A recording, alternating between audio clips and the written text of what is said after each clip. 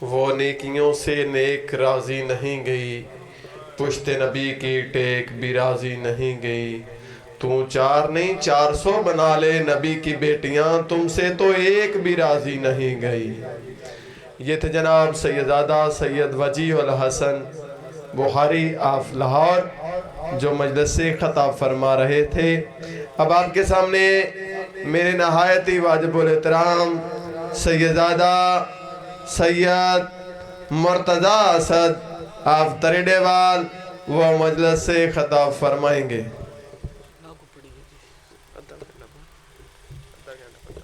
جی ٹھیک۔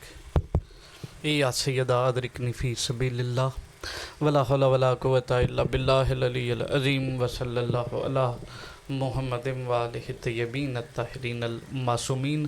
جتنا جتنا ذہنوں میں مقام علی بلند ہے اتنی بلند صلوات۔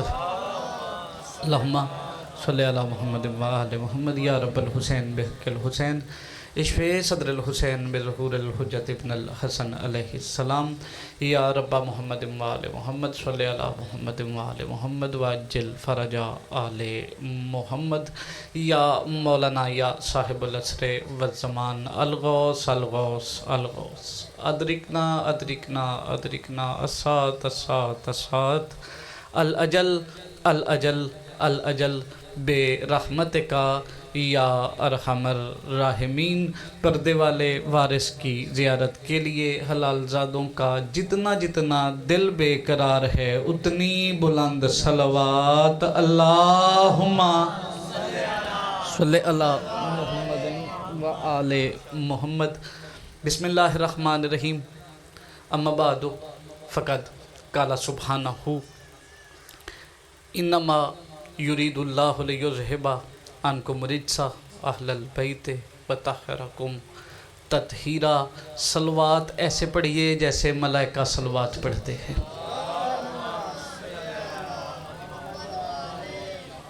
تمام تر حمد اس ذات لم یزل کے لیے جس نے محمد و اہل بیت محمد کو اپنی پہچان کا ذریعہ قرار دے کر ہم پر ان کی ولایت کو واجب قرار دیا ہے۔ درود و سلام بس اور بس صرف اور صرف سرکار ابو طالب اور ان کے پاک بیٹوں کے لیے کہ جنہوں نے اپنے اللہ کو اس وقت سجدہ کیا جب ابھی تصور عبادت موجود نہیں تھا۔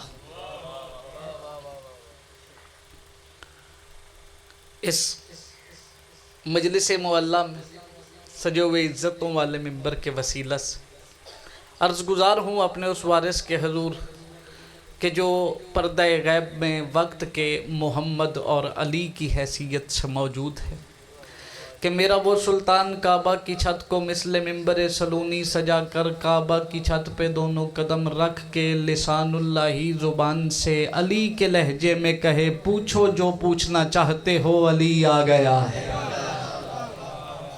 زندہ و سلامت رہیں۔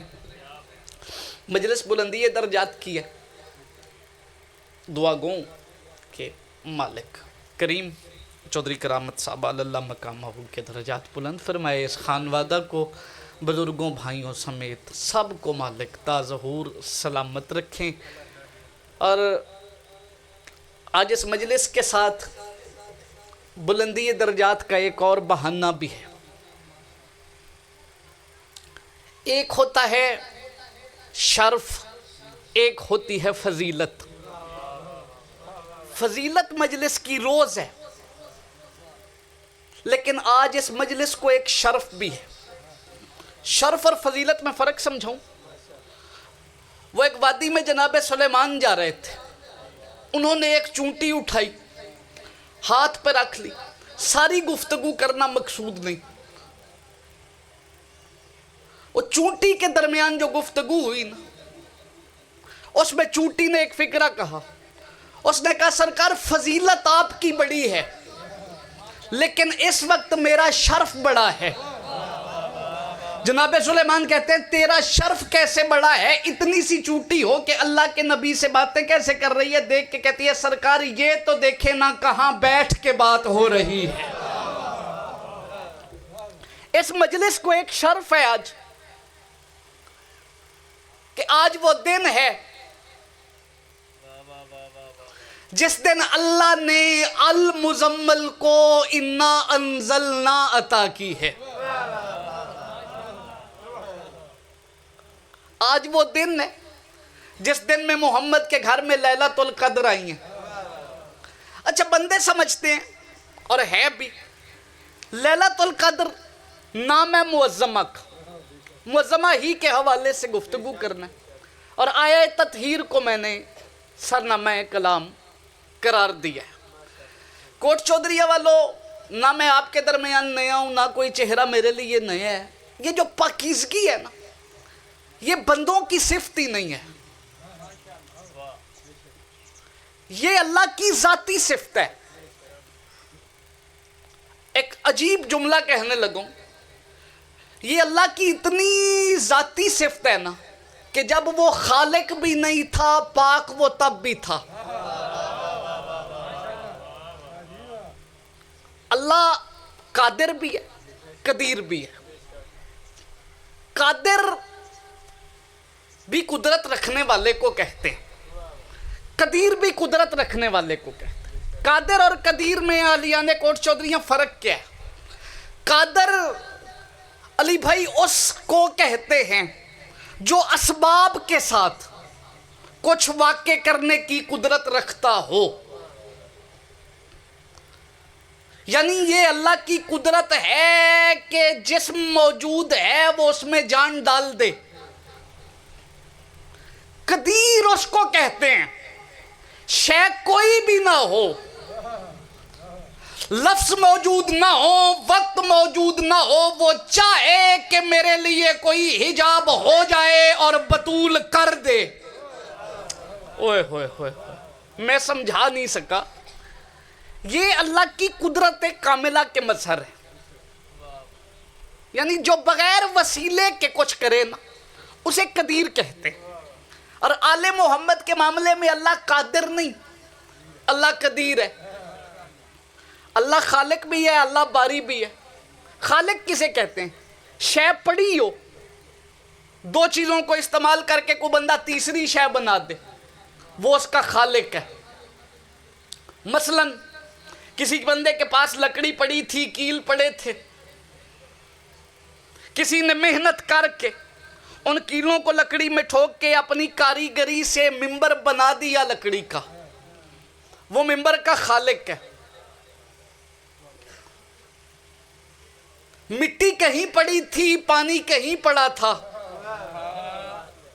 کسی نے ہاتھوں سے دونوں کو اکٹھا کر کے آدم بنا دیا، وہ آدم کا خالق ہے. یا علی مل کے سارے کہیے گا اب مجھے ساتھ چاہیے آپ کا. اللہ خالق بھی ہے، اللہ باری بھی ہے، اللہ خالق بھی ہے، اللہ باری بھی ہے. خالق وہ دنیا کی ہر شے کا ہے. باری کسے کہتے ہیں؟ باری اسے کہتے ہیں کوٹ چودھریاں والوں شے کوئی نہ ہو، بس وہ ارادہ کرے اور ہوتا جائے. خالق وہ سب کا ہے، باری وہ صرف 14 کا تھا کہ تھا کچھ بھی نہیں، اس نے ارادہ کیا، کسی کو محمد کر دیا، کسی کو علی کر دیا، کسی کو بطول کر دیا. جو شے سے شے بنائے. اور پھر اس نے یہ جو آل محمد بنائے ہیں نا،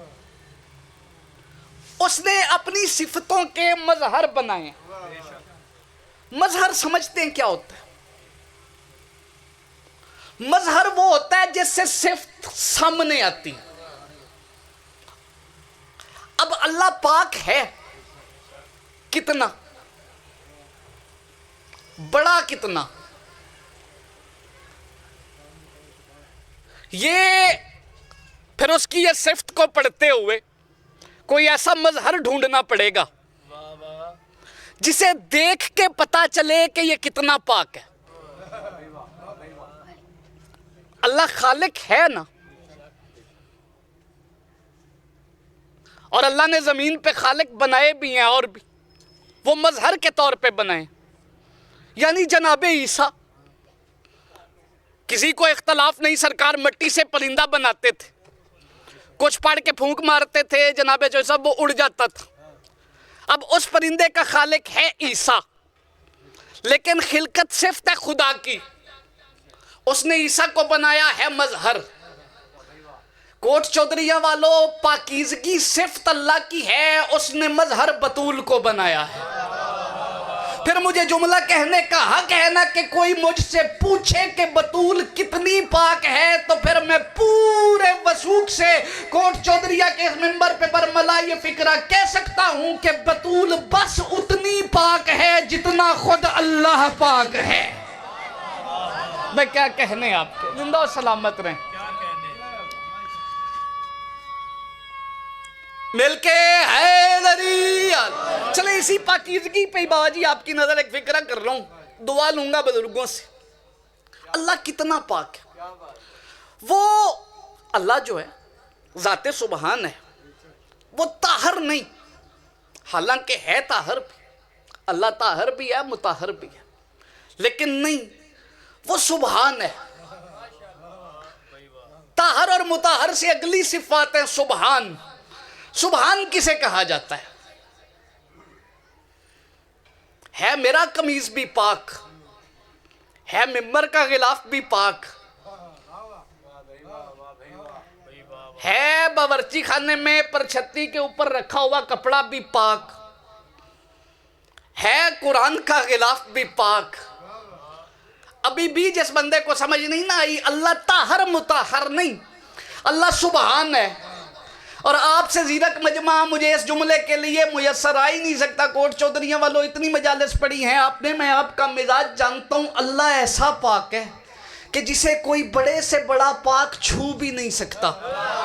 میں کچھ کہہ گیا ہوں اور کچھ بندوں نے سر ہلا دیا ہے. اللہ اتنا بڑا پاک ہے بھائی علی جی کہ اسے کوئی بڑے سے بڑا پاک چھو بھی نہیں سکتا. چلے بات اس سے آگے چلے. آپ کے چہروں کی مسکراہٹ اور کچھ اٹھے ہوئے ہاتھوں کو دیکھ کے دل بن آیا ہے فکرہ کہہ دوں کہ اللہ اتنا پاک ہے کہ کوئی بڑے سے بڑا پاک اسے چھو بھی نہیں سکتا. حالانکہ یہ اللہ کی نہیں، یہ کلام اللہ کی صفت ہے کہ مالک فرما رہے ہیں سورہ واقعہ میں لا یمسہم الا مطہرون، کہ جب تم مطہرون نہیں ہو تو پھر اسے چھوؤ نہ. یہ ہے قرآن کی صفت کہ اسے کوئی ناپاک چھو بھی نہیں سکتا. اللہ اتنا بڑا پاک ہے کہ کوئی بڑے سے بڑا پاک اسے دیکھ بھی نہیں سکتا، اسے دیکھ بھی نہیں سکتا، اسے دیکھ بھی نہیں سکتا. اب فکرہ کہوں، اللہ کی کائنات میں کوٹ چودھریہ والوں دو پاک ہی ایسے ہیں جنہیں نہیں دیکھا جا سکتا. ایک عرش پہ اللہ ہے، زمین پہ زہرا ہے. مل کے بولو حیدری علی. اچھا اب ہمیں حکم ہے پاک رہنے کا. مذہبی ضرورت ہے پاک رہنا، اور مذہبی ضرورت سے ہٹ کے انسانی ضرورت بھی ہے. جو بندے مسلمان نہیں نا، نہا کے اچھا پرفیوم وہ بھی لگاتے ہیں. پاکیزگی انسان کے اندر ہے، محبت ہے.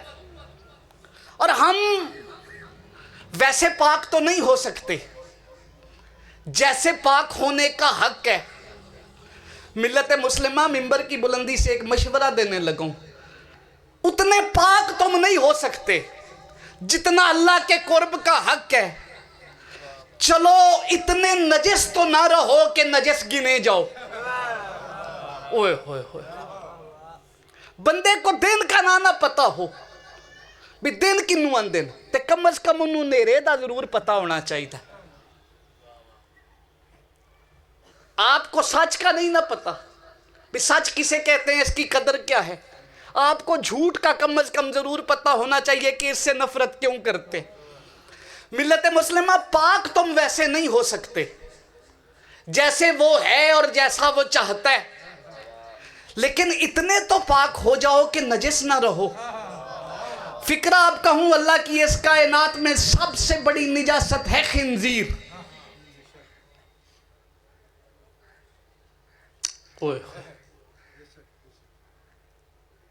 نجاست بتا دیں لگوں، سب سے بڑی نجاست. یہ ابھی بھائی کہہ رہے تھے، مجھے بات یاد آ گئی کہ علی کے دشمن سے ایسے پرہیز کرو جیسے بھیگے کتے سے کیا جاتا ہے. بھیگا ہوا کتا نجس، آپ کو بندہ کہے کہ میں کتا نہلا کے پاک کروں گا،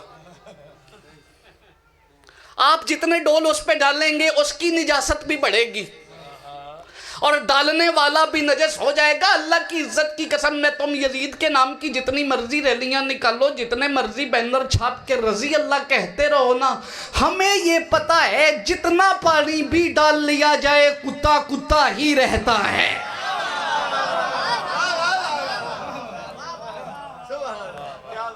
اچھا ایک مسئلہ ہے بابا جی شریعت کا، کتا خشک ہو وہ چھو جائے کپڑوں کو نماز ہو جاتی، یعنی خشک کتا ویسے نجس نہیں،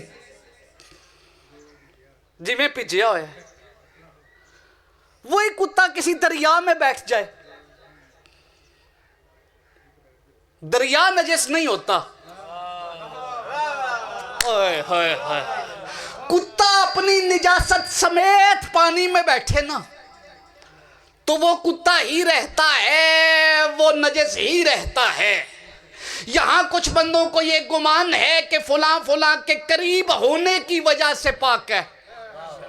بھئی میں عرض کر رہا ہوں کہ جہاں جہاں کوئی دریائے طہارت ہے، اگر کوئی کتا زبردستی اس میں ڈبو بھی دیا جائے، دریا طاہر رہے گا، کتا نجس رہے گا۔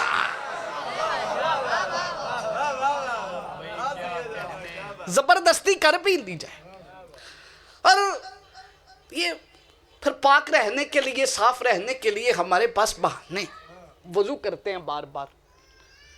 کچھ باتیں آپ کو میرا مزاج پتہ ہے، میں ممبر سے اشاروں میں ہی کرتا ہوں، کنایوں میں کرتا ہوں، بحیثیت انسان ہمیں احتیاج ہے بابا جی، محتاج ہیں، غسل کرنا پڑتا ہے۔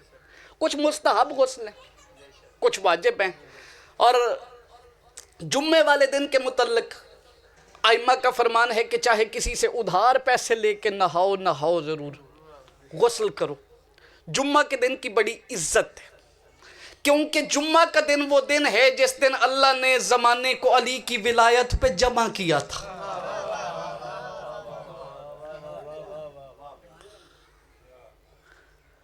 نہاتے ہیں بندے، غسل واجب ہو جائے تو پھر بندے غسل کرتے ہیں۔ وہ جو غسل واجب ہے نا جی، اس کے دو طریقے ہیں کہ اگر تو آب کر موجود ہو، یعنی تقریباً 380 لیٹر پانی پڑا ہے، تو پھر آپ نے اس میں چھلانگ لگانی ہے، ایک ڈبکی لگائیں گے، سارا جسم پیروں سے لے کے سر تک اس میں ڈوبا، آپ پاک۔ ایک طریقہ یہ ہے کہ آب کر موجود ہے، کوئی جتنا نجس ہے طہارت کی نیت لے کے اس میں آئے۔ ابھی بھی زمانے کو پتہ نہیں چلا کہ حسین کے قدموں کو ہاتھ لگانے کے بعد حور پہ جہنم حرام کیوں ہو گئی تھی۔ ہوئے میں کچھ کہہ گیا ہوں، آلیان کوٹ چودھریہ تھوڑا سا ساتھ چاہیے۔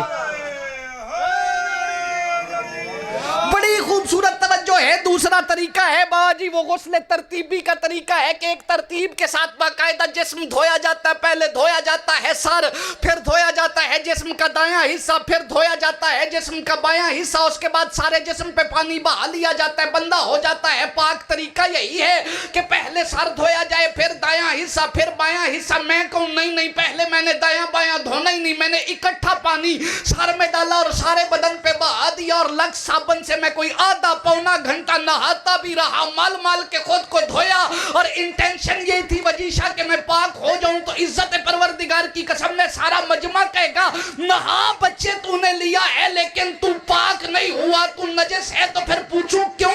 اس کی وجہ ہے کہ پاک ہونے کے لیے غسل کی ایک ترتیب ہے، پہلے سر دھونا پڑے گا، پھر دایاں حصہ، پھر بایاں حصہ، پھر سارا جسم۔ میں نے کہا ترتیب بھی ہے نا، پانی بھی پاک ہے، صابن بھی پاک ہے، میری نیت بھی اچھی ہے، میں نے نہا جو لیا۔ تو کہا غسل نہیں ہوگا۔ کیوں نہیں ہوگا؟ کہا تو نے وہ ترتیب پوری نہیں کی جو محمد نے بتائی تھی، تو نے وہ ترتیب بدل دی ہے جو مصطفیٰ نے بتائی ہے۔ اور ملت مسلمہ یہی ہم منتیں کرتے پھرتے ہیں، اٹھاؤ صحیح بخاری اور صحیح مسلم، یہی ہماری منت ہے کہ جو بندہ محمد کی بتائی ہوئی غسل کی ترتیب بدل دے اس کا بدن نجس ہے، جو اس کی بتائی ہوئی امامت کی ترتیب بدلے اس کی نسل نجس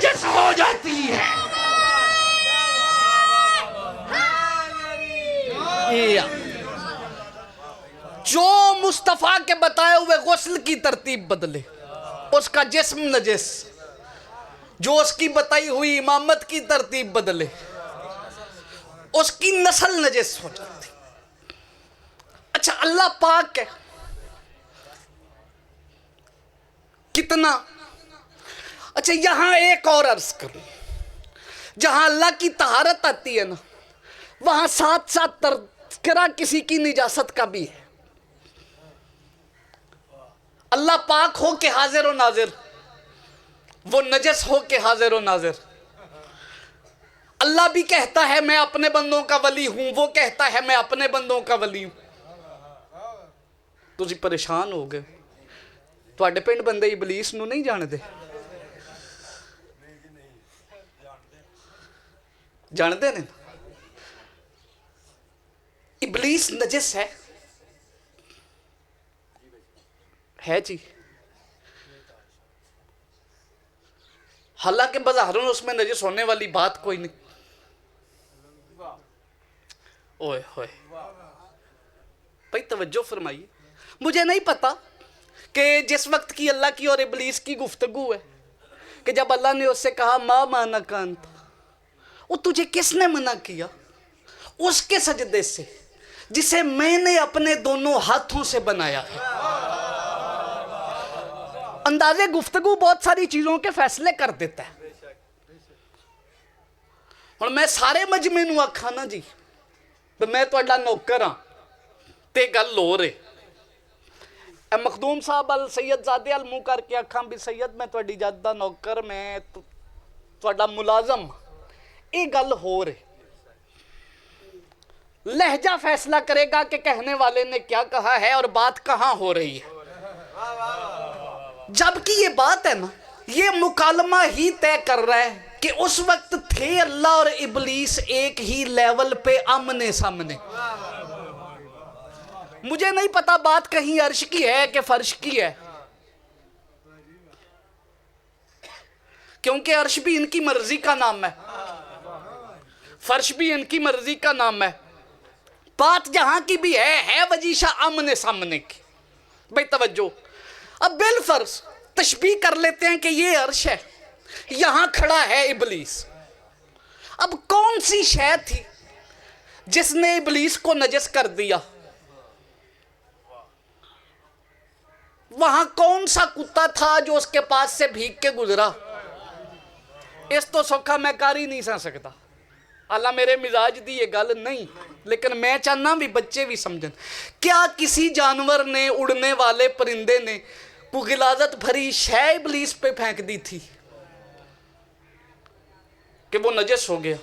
حالانکہ پہلے پاک کھڑا تھا، اور پاک اتنا ہے کہ فرشتوں نے اللہ سے کہا کہ یہ جتنا پاک ہے زمین پہ اچھا ہی نہیں لگتا، یہ جس انداز میں تیری تسبیح کرتا ہے تے سارے مندے ہونا بھی نماز پڑھنی ہوئے، سجدہ کرنا ہوئے تے پھر کٹو کٹ وضو تے کرنا پہندا ہے، تے اس ویلے پھر جڑا اللہ دے سامنے کھلوتا سی، کھلوتا تے وضو وچ سی۔ میں پتہ نہیں کی پہ آخنا تے کوٹ چودھریاں لے ہو تسی گل کی میں سننی ہے۔ وہ کون سی شے تھی جس نے جبرائیل کی موجودگی میں فرشتوں کے دیکھتے ہوئے اللہ کے روبرو ابلیس کو نجس کر دیا؟ تو پھر مسئلہ بندے مجھے یہ سمجھائیں گے کہ بابا بچوں والی بات نہ کر کے کوئی شے اس کے اوپر گر گئی تھی کہ یہ مسئلہ ہو گیا تھا۔ مسئلہ جسمانی نہیں، مسئلہ روحانی ہے۔ اصل میں اس روز وہ ٹکرا گیا تھا اللہ سے، اور عرش پہ معیار طہارت چونکہ وہ سبحان ہے، لہذا جتنا اللہ پاک ہے اتنا ابلیس نجس ہے، جتنا اللہ پاک ہے اتنا ابلیس نجس ہے۔ او بتاؤں عزت پروردگار کی قسم ہے، آسمان پہ معیار طہارت ہے اللہ، زمین پہ انما یرید اللہ لیذھب عنکم الرجس اہل البیت ویطہرکم تطہیرا کی آیت آنے کے بعد معیار طہارت ہے محمد کی بیٹی۔ پھر مجھے فکرہ کہنے کا حق ہے کہ جو عرش پہ اللہ سے ٹکرائے وہ بھی نجس، اور ابلیس ہے جو فرش پہ بطول کے سامنے آئے وہ بھی نجس، اور ابلیس ہے۔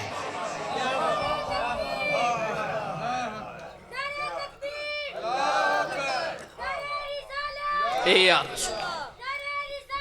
یا رسول اللہ، اے یا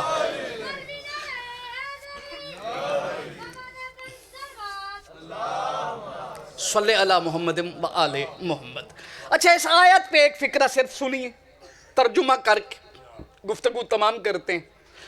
میرا کار ہے مین تسی جس ویلے بھی سدو میں تواڈے وچ چننا، اور یہ خوش قسمتی ہے کہ مجھ جیسے کم علم سے کوٹ چودھریہ والے اتنا سارا پیار کرتے ہیں۔ مالک فرما رہے ہیں انما یرید اللہ، بے شک تحقیق میں اللہ نے یہ ارادہ کر لیا، میں اللہ کا یہ ارادہ ہے۔ اچھا کوٹ چودھریہ والوں، ارادہ پیدا نہیں ہوتا، اور اللہ کا ارادہ ایسا نہیں ہے جیسے ہمارے ارادے۔ میرا ارادہ تھا کہ میں پورے 11 بجے پہنچوں گا، لیکن رستے میں ہائی وے والوں نے روک لیا، پھر پھاٹک بند ملا، مجھے 35-40 منٹ لیٹ ہو گئی، میں اپنے ارادے پہ پورا نہ اترا، دیر ہو گئی۔ کیوں؟ میں محتاج ہوں اسباب کا، گاڑی ہونی تھی، اس نے چلنا تھا، پھاٹک کھلنا تھا تو میں نے آنا تھا۔ اللہ کو یہ احتیاج نہیں، اسے محتاجی نہیں، بس اس کا ارادہ ہے۔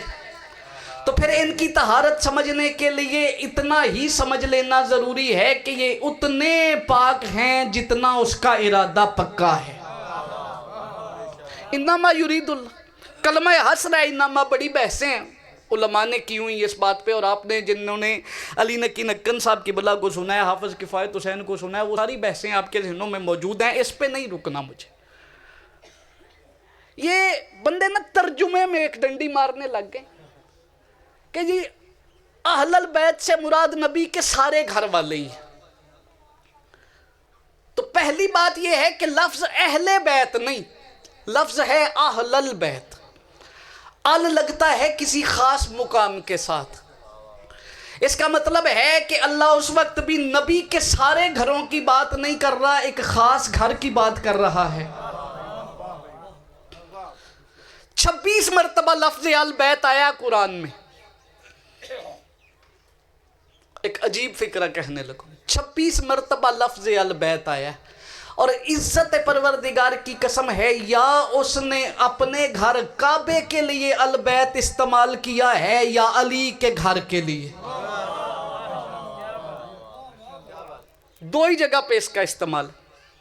یہ جو پچھلی آیت ہے نا، اسے مکمل پڑھا جائے تو مالک فرما رہے ہیں یا نسان نبی، اے نبی کی بیویوں، کرنا فی بیوتکم، کہ اپنے گھروں میں رہو، ولا تبرجنا تبرج الجاہلیت الاولی، اور یہ اب زمانہ جاہلیت کی طرح بناؤ سنگھار نہ کرنا، واطیع الرسول، رسول کی اطاعت کرنا، واطیع اللہ، اور اللہ کی اطاعت کرنا۔ یہاں تک گفتگو کر کے خالق نے اب لہجہ بدل لیا، اگلی بات خالق فرما رہے ہیں انما یرید اللہ لیذھب عنکم الرجس اہل البیت ویطہرکم تطہیرا۔ کوٹ چودھریہ والوں بڑی توجہ چاہتا ہوں، پہلے مخاطب ہوئے تو کہا یا نساء النبی کرنا فی بیوتکم ولا تبرجن تبرج الجاہلیت الاولی، اور اطاعت کرنا اللہ کی، اس کے رسول کی، بناؤ سنگھار نہ کرنا زمانہ جاہلیت کی طرح، اور اپنے گھروں میں رہنا، اس کا مطلب ہے اپنے گھروں میں رہنا، بناؤ سنگھار نہ کرنا، اللہ کی اطاعت کرنا، یہ ذمہ داری ہے نبی کی بیویوں کی۔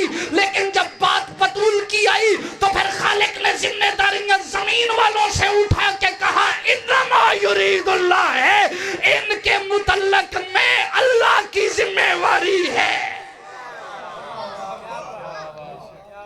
وہاں ذمہ داری ہے نبی کی بیویوں کی۔ اچھا ایک اور لفظ سادی ونڈ کر کے گل سمجھاواں کہ ایک کس گھر دی گل ہو رہی، البیت۔ اس بات پہ توجہ کیجئے گا، نبی پاک کا مدینے میں ایک گھر نہیں تھا،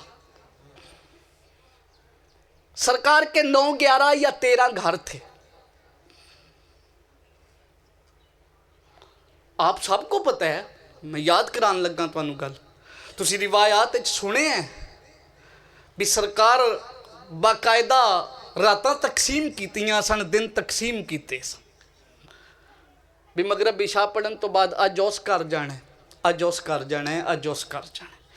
अगर बात होती नबी की बीवियों की तो फिर अल बैत नहीं आना चाहिए था, लफ्ज होता बयूत, यानी जितने घर हैं सब की बात होती। बयूत कहते हैं बैत की जमा को, बैत एक घर नूं आखी, बयूत आखी दा चोखे घर। अगर सारी बीवियों की बात होती ना तो फिर अहलल बयूत होता। और इस गल विच मैं ज्यादा उलझाना ही नहीं। अगली चीज ये देखी जाती है कि हुक्म कहां पे आ रहा है। जिदों ये हुक्म होया उदों पाक रसूल किदे नाल सन। वो चादर वाला वाकया आपको सारा याद है। रसूल चादर के नीचे 5 इकट्ठे हो गए, फिर आयत आई। यहां 2 रिवायत है, सही मुस्लिम में भी रिवायत मौजूद है, जामिया तिरमिज़ी में भी रिवायत मौजूद है।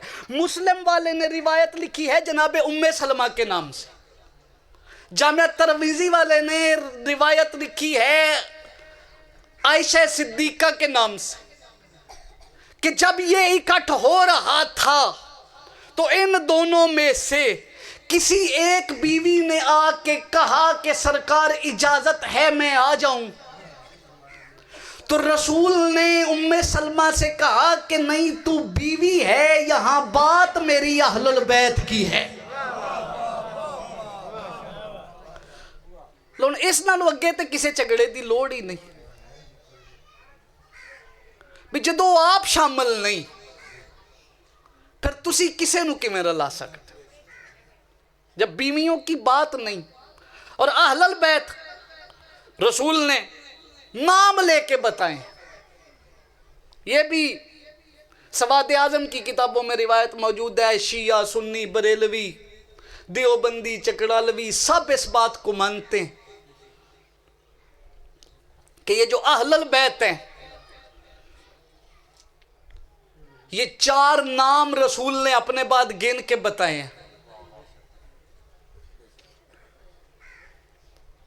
वो अली और सैयदा का नाम, सरकार हसनैन करीमैन के नाम, तो ये यही है। इनमें और किसी को हम शामिल कर नहीं सकते क्योंकि मर्जी अल्लाह की है। मेरी और आपकी मर्जी से मसले हल नहीं होते, मर्जी चलती है अल्लाह की।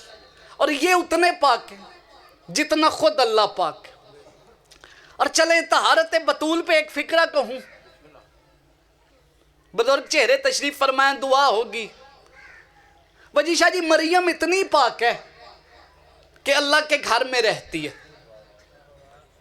मरियम इतनी पाक है, उस अल्लाह के पास बतूल समझाने के लिए ज़माने को है ही सिर्फ एक मरियम।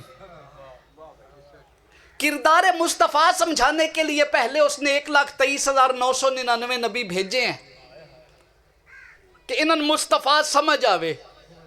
इज्जत परवरदिगार की कसम है, ये जो आदम को उसने सजदा करवाया ना, इज्जत मुस्तफ़ा ज़माने को बताने के लिए करवाया कि आदम को फरिश्तों से सजदा करवा के उसने ज़माने को बता दिया कि कल को आके उसके कदमों में जानवर भी सर रखें तो फिर उसे अल्लाह ना कहना, वो मेरा मुस्तफ़ा है। ये इज्जत मुस्तफ़ा समझाने के लिए। और उसके पास बतूल समझाने के लिए सिर्फ एक मरियम है। और बतूल होती वो है जिसका कुफ कोई नहीं होता। इसी वजह से ही मरियम की शादी नहीं है और इसीलिए ही तो रसूल खुदा ने सैयदा के मुतल्लक फरमाया था कि अगर अली ना होते मेरी बतूल का कुफ ही कोई नहीं था। थोड़ी सी मजीद तवज्जो चाहता हूं इस एक फिक्रे पे आपकी तरफ से। बात बहुत बड़ी करने लगा हूं। बतूल कहते किसे हैं? आप मरियम का तज़किरा पढ़े ना, तो जनाब मरियम अल्लाह के घर में रहती थी। चलें यहाँ खालिस्तान शिया मजमे के लिए एक फिक्रा कह रहा हूँ। आपको पता है हुसैन बादशाह की अम्मा हिजाबुल्लाह है। मरियम वहां रहती थी जहां अल्लाह का घर था।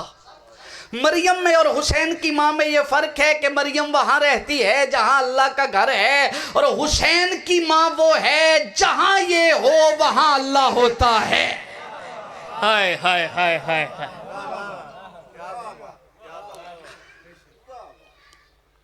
ایک فکرہ صرف سنیے اور ہم اپنی منزل کی طرف سفر کرتے ہیں۔ وہ پھل لے کے آتے تھے مریم کے لیے، کھانا عرش سے آتا تھا۔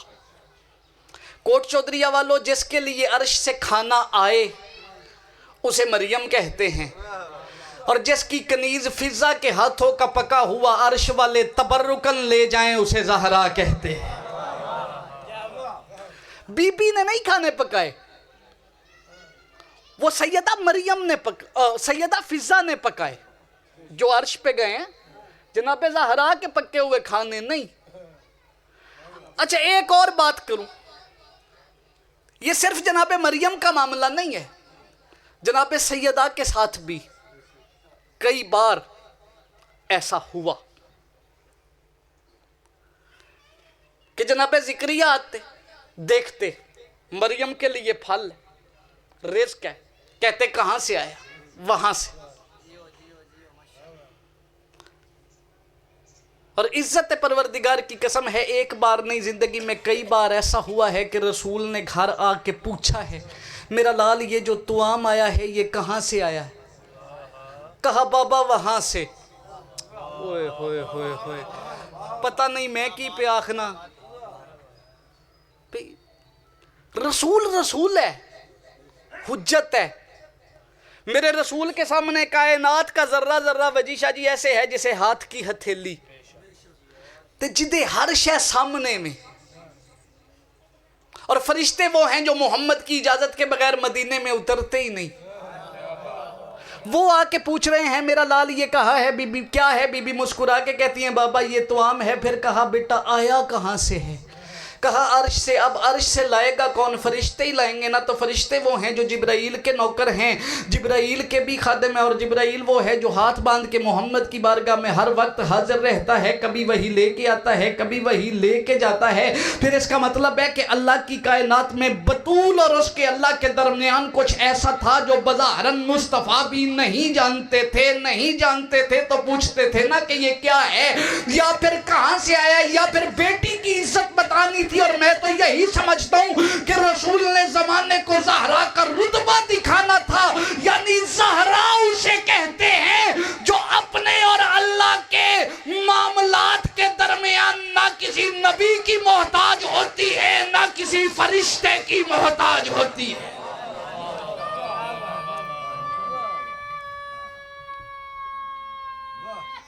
حیدری یا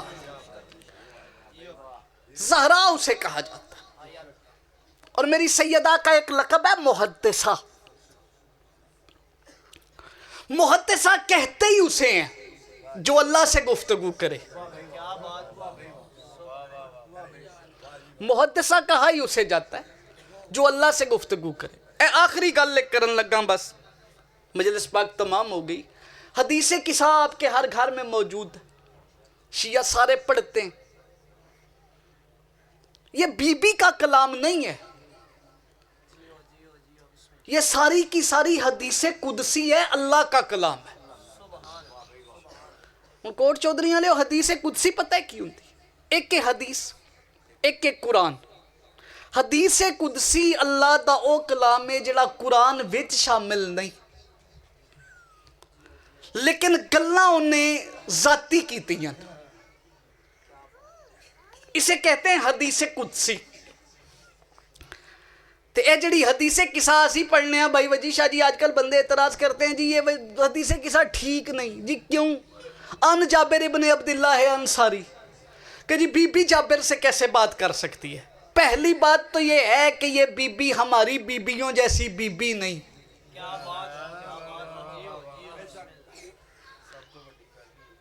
پہلی گل تے یہ بھی ساڈیاں بیبیاں طرح تے نہیں نا گلاں کیتیاں پاک سین نے۔ تے آؤ میں حدیث قصہ دسن لگا، تے حدیث قصہ جڑی عام ہوئی ہے نا جی، اے پنجویں مولا تو بعد ہوئی ہے، مولا محمد باقر علیہ السلام تو روایت ہے۔ इसे आम करने का, इसे पढ़ने का हुक्म मौला मोहम्मद बाकर अलैहिस्सलाम ने दिया था। पता है हुआ क्या?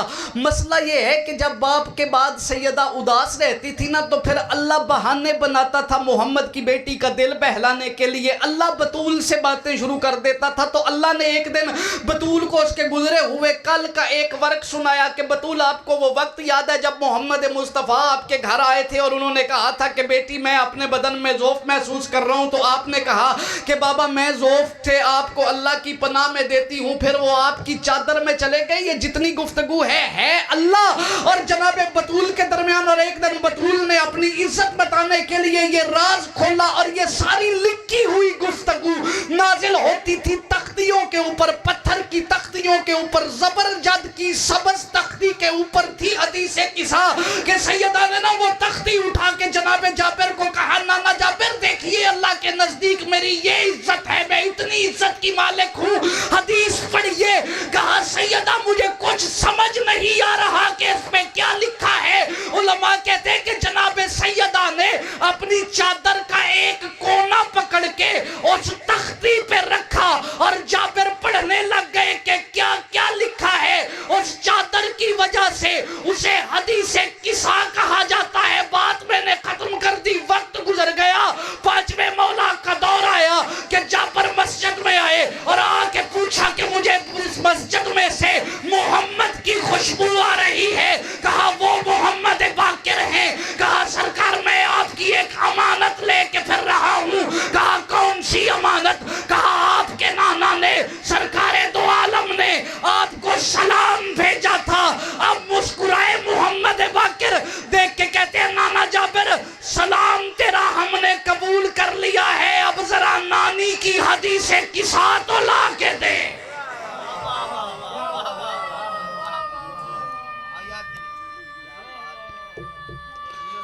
हैदरिया आले मोहम्मद राज हैं अल्लाह का, हम इन्हें समझ नहीं सकते, हमें सिर्फ मानने का हुक्म। वसल्लमु तस्लीमा। और कोट चौधरी वाले हो, जिथे तस्लीमा आ जाए फिर उत्थे तहकीका नहीं होती। जहां तस्लीमा आ जाए यहां इन्हें मानने का हुक्म है। बस इतनी इज्जतों वाला घर, और मुसलमानों ने इस घर की बेटियों को रुला रुला के मारा है।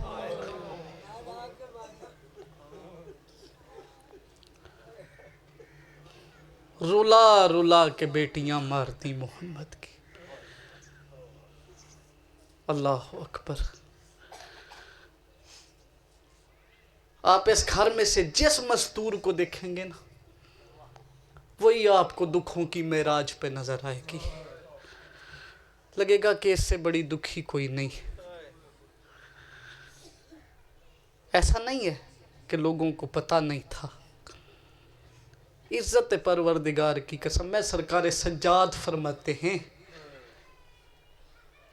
कि जितना कुरान में हमारी मुवद्दत का हुक्म आने के बाद लोगों ने हमें मारा है ना, इतना तो शायद अगर कुरान में हमारी मोहब्बत का हुक्म ना होता फिर भी बंदे ना मारते। मैं गल समझा नहीं सकिया तो। कोट चौधरी ले मजलिस लाइव जा रही है। इज्जत परवरदिगार की कसम है, मोहम्मद की औलाद को मुसलमानों ने सवाब समझ के मारा।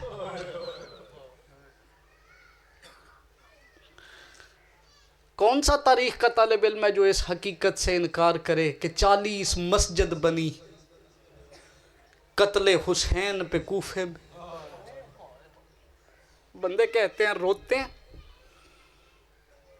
बंदियां मन्नता मनियान भी पुत्र रसूल देते बदन ते एक जख्म साडी तलवार दावे, असी कूफे कर जाके मस्जिद बनवावांगे। कुरान के कारियों और हाफिजों ने मारा तो थोड़ा नहीं मरे।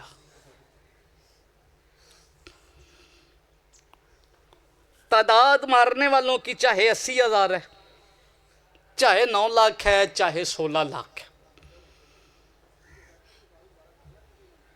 फिर सुनिए, حسین کو قتل کرنے والوں کی تعداد چاہے 60,000 چاہے 9 لاکھ، کوٹ چودھری والے کسی زخمی مارن واسطے تے ایک بندہ ہی کافی ہوتا،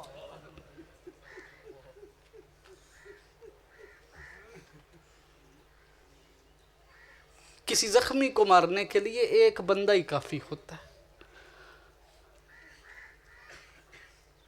اور حسین کو ثواب سمجھ کے مارتے رہے۔ تے گل 10 محرم مکی کوئی نہیں،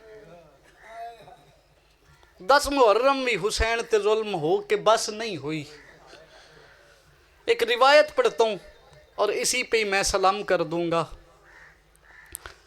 10 محرم سرکار شبیر قتل ہوئے جمعے کے دن ظہر کے وقت، جمعہ بھی گزرا ہفتہ بھی گزرا، اتوار 12 محرم کو اسی وقت عین دوپہر کے وقت بہن کڑیاں پہن کے آ گئی۔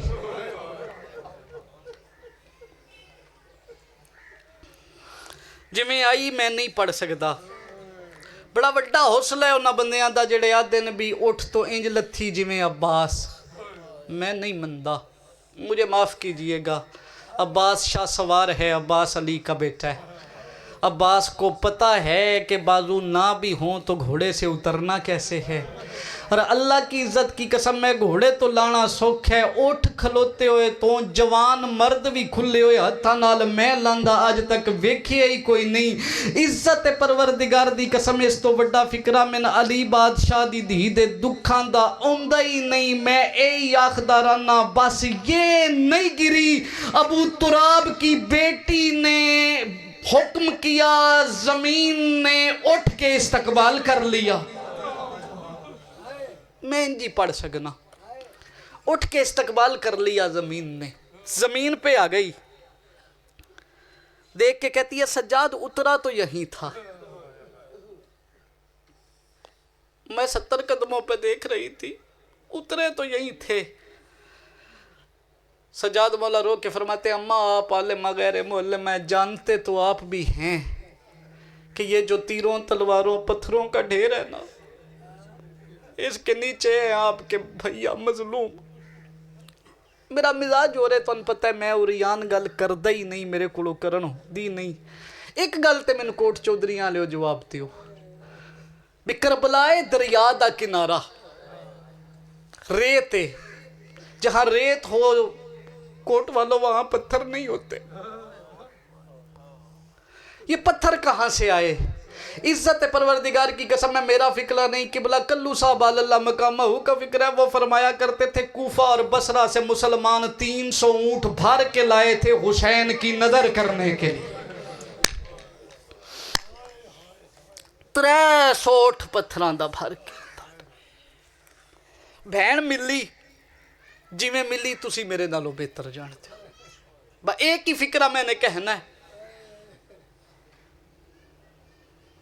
جڑے بندے چپ بیٹھے ہو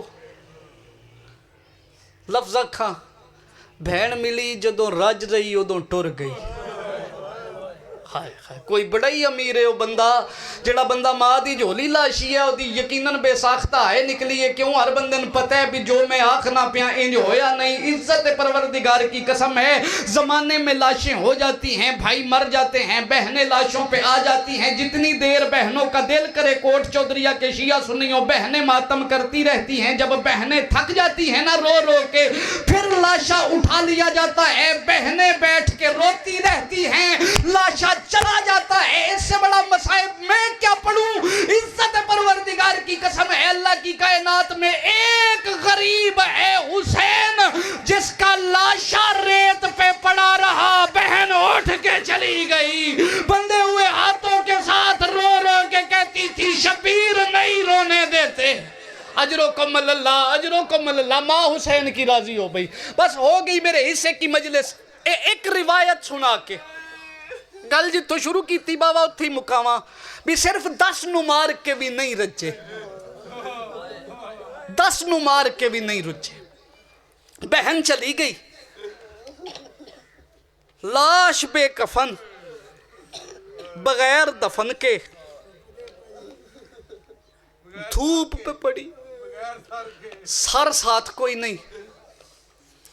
एक बंदा है गाजरिया का, गाजरिया करबला से करीब है 1-1.5 किलोमीटर के फासले पे ना। ये कहता मैं 10-11 जंग देखता रहा। जब कैदी काफिला चला गया ना, मुझे लगा कि अब यहाँ कोई नहीं। मैं मैदान में आ गया कि मैं देखूं यहाँ हुआ क्या क्या है।